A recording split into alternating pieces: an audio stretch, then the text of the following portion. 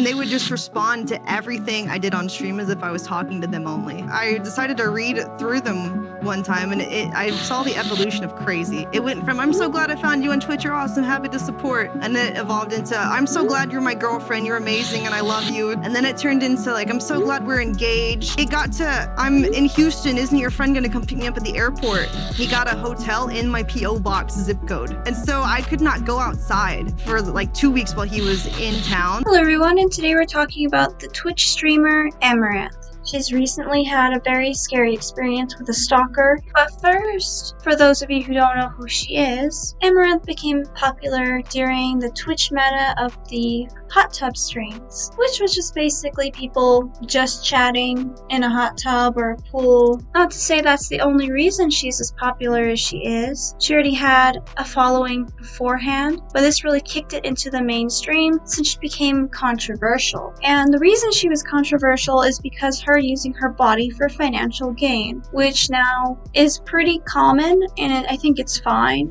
And in the general sense, I believe it's better for the woman to get the money rather than a corporation or someone else. As long as it's their own choice, I don't have a problem with it. And I did want to acknowledge that this is not the first stalker Amouranth has had.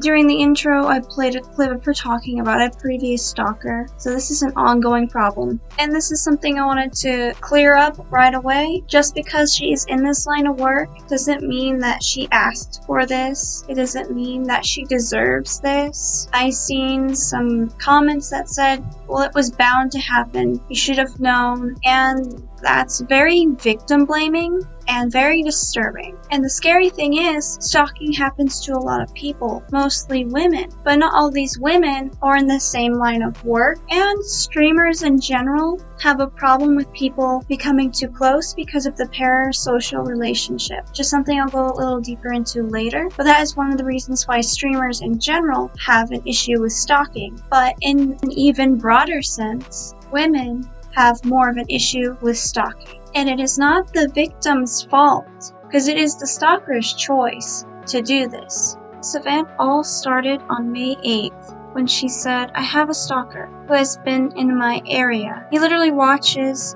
my stream all day and badly mimics everything I do. Does ASMR badly, etc. In the past, I have reported him for restreaming me, but because he had traveled all the way from Estonia to my city, living in a nearby hotel, I want his stream to remain up so I can keep a close tab on him. I have a security system, a pew-pew device, and lately I've had an armed employee living in my guest quarters. Part of the reason I'm taking this so seriously is because he's professed that he has sold all his worldly possessions, his residence, and everything he owns to make the trip. He's racking up a mighty bill on his charge card. This setup doesn't give him any outs, so as he depletes his resources and doesn't have any options here, and I fear for my life.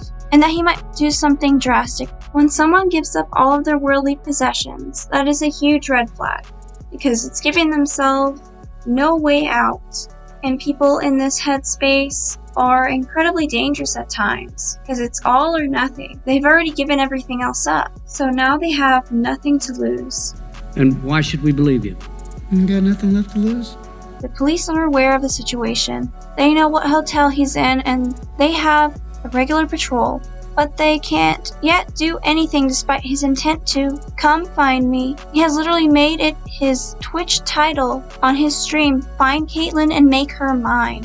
Please don't report the account. His streams are valuable intel for my well-being / peace of mind.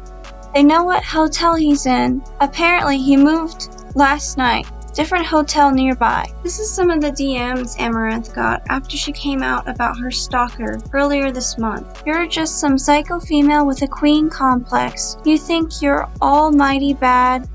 That's wanted by everyone. It's people like this that make women have a hard time talking about this, especially influencers. It's a very common thing to happen, but not everyone talks about it because they'll get negative attention from it. Imagine fearing for your life and being victim blamed. Somehow this is your fault. Or you're just full of yourself. It's disgusting. Hey, ass butt. One of the scariest things about this stalker is they like Amouranth so much they're willing to give everything up for her for this delusion, because she's made it abundantly clear that she's not interested, nor will she ever be. What's going to happen if they come face to face and then she denies him again? Because it is really obvious this person is not in a good state of mind, and this was just the beginning of it. Now things have escalated drastically. My stalker traveled from Estonia, Europe, to come to my city, camping out in a hotel with line of sight of my P.O. box, and spent over a month camping out daily at a Starbucks next to my P.O. box. 44 days, 33 minutes. He psychotically streamed every minute of his excursion, internet signal permitting, everything in real time on Twitch, typically to 0 viewers, but growing as he gained notoriety. His account would be taken down, but he would make another. Maybe using the same alias, +1, ticking up the numerical suffix in his screen name, methodically almost. It is insane to me how much evidence Amouranth must have of this guy looking for her. If he streamed every waking moment he was looking for her, energy and Wi-Fi permitting. Stop it. Get some help. And you're about to later see in this thread, even after all that, the police were still hesitant to act. By his own admission, he went scorched earth and sold everything and left his life in Europe to come here on a hopeless and self-destructive pilgrimage. He hawked up his worldly ties, selling his house, his car, all his possessions, his cat even, all by his own admission in a series of publicly posted and privately detailed blog videos, almost a manifesto. The only things he brought with him, other than his phone and the clothes on his back, was a saxophone and a change of clothes, formal attire. The saxophone would appear in a few streams of himself playing in public places across Houston, serenading no one in particular. It allowed him to carry around occasionally a saxophone case, though it made me very nervous. Plausible deniability to carry the case around when the time came to switch it out with a more lethal instrument. I try to be clear while he was in my Twitch chat. I clearly state I do not want him to come / don't want to meet him, and he'd say liar liar fiance. He made dancing videos reminiscent of the Buffalo Bill dance scene in Silence of the Lambs and kept sending them to me.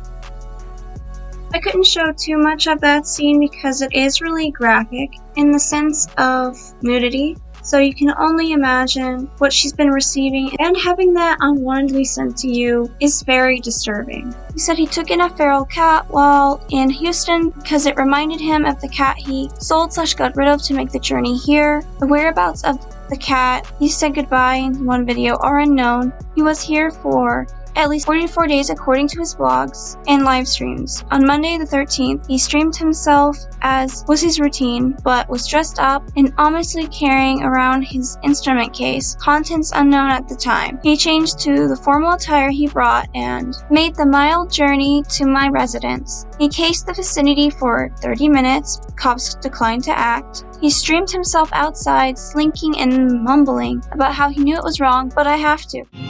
Maybe that's why you don't have a ring on your finger. Maybe there's something wrong with you. When he started breaking in / gain entry, I called 911. Dispatch was rude, cutting me off, putting me on hold. It took 33 minutes from me calling 911, having previously already explained the situation to the closest PD branch, for the first responders to arrive. Unknown to the stalker, an armed person or group of people whom I employ had been over at my house for protection, heavily armed, behind cameras, security system, and huge guard dogs. I didn't want to be responsible for what would happen if he forcibly gained access. And with the apparent lack of motivation for police enforcement, at least in the news regarding shootings, to intercept / engage out of fear for their own lives, I saw it as the only real option I have. He did end up getting arrested / detained. The embassy was contacted, and he is currently not in Houston. That is all I can say for now. After reading her whole story, I couldn't believe that it was a real story. It sounded like something straight out of a horror movie. I've had to deal with some pretty scary people in my life, but never someone who's gone to this extent, ever. Now this is an example of why the parasocial relationship can be very toxic.